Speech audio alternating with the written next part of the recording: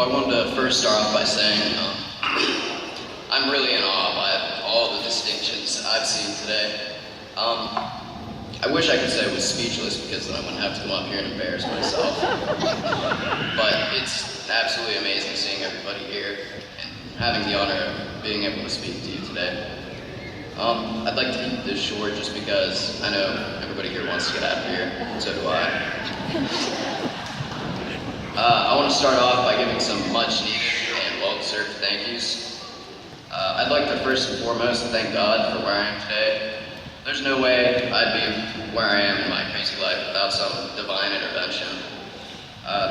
Next, I'd like to thank my mother. If you don't know, my mother was suddenly and surprisingly diagnosed with terminal pancreatic cancer shortly after arriving here my freshman year. She was only given 3 months to live, but she struggled and succeeded in living 3 times longer than that in order to reach her 50th birthday and 25th wedding anniversary. Although she passed away after my freshman year, she's been the single biggest motivator in achieving all my goals.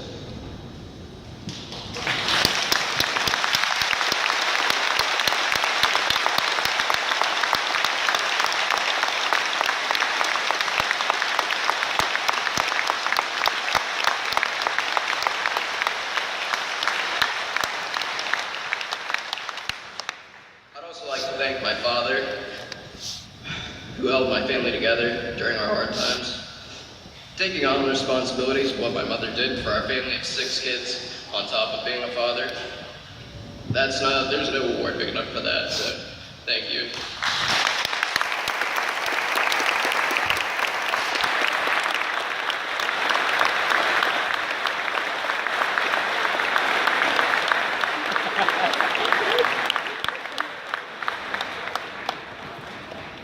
Thank you also to my family and friends, whether it was cooking me dinner or fixing my car for me.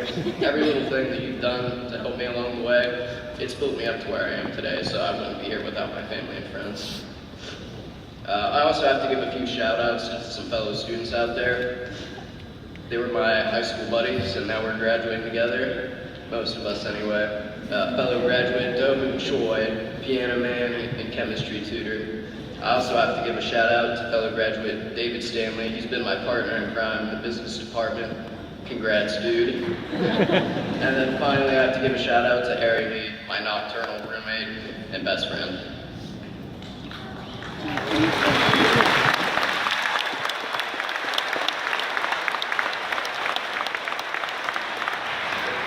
I'd also like to thank the professors.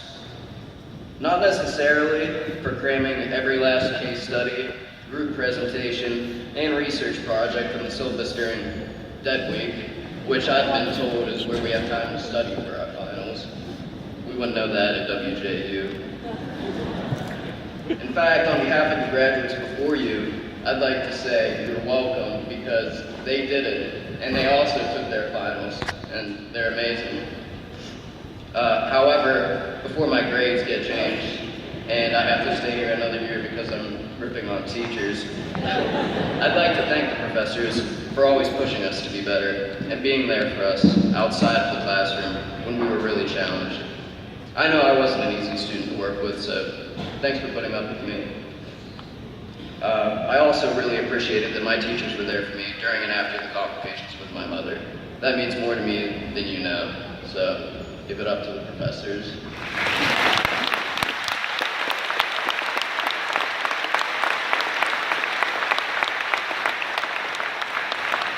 My last thank you as a college student, and it's a huge thank you, it has to go to coffee.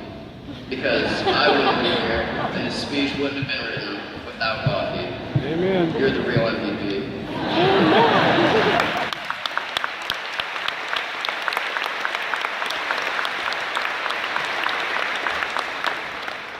So on to the actual message of my speech. There have been a lot of trending challenges over the years while we've been here being Jesuit, and a lot of them, to put it bluntly, were stupid and impossible to achieve on purpose. But my challenge today is something that I don't believe is that hard. My speech is about the challenge to be greater than a valedictorian. Don't get me wrong, Getting this award took a lot of hard work. All of you graduates here today put in a lot of hard work to get your degrees and awards from this institution, and you deserve them. There isn't a problem with earning those awards and degrees. Like I said, I'm in awe that I just get to speak in front of you. Our rigorous education will prepare us for the challenges of the world. It's the tool we'll use in achieving greatness in our lives. The problem, however, arises if we become satisfied with only receiving an education, if that's our highest mark in life. Being valedictorian is a great honor, but after really thinking about it, I realized it's something that you do to help yourself. It'll help me to get a job and to get into graduate school, but in the grand scheme of things, it doesn't mean anything.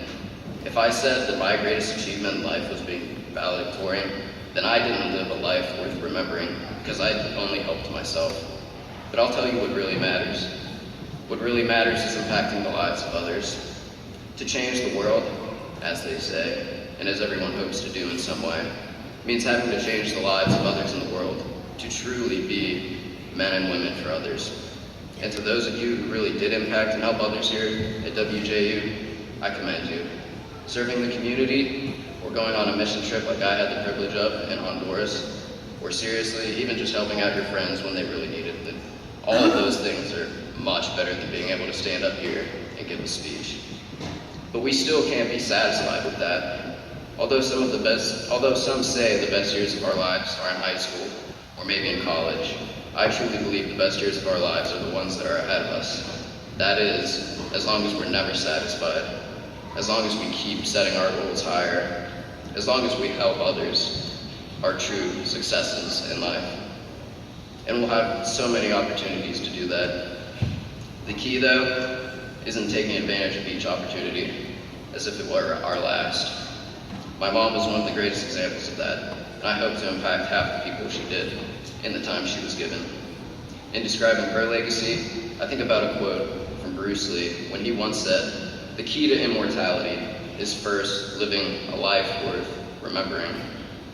As you change the world and impact others around you, they'll be the ones who carry on your legacy for you.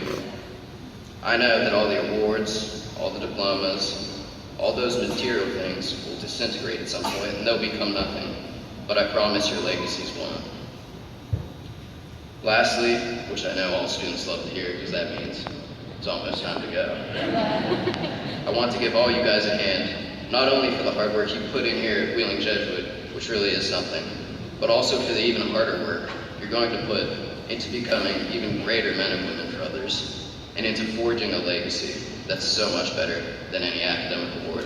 Thank you for the great ride, and let's go Cards 2015.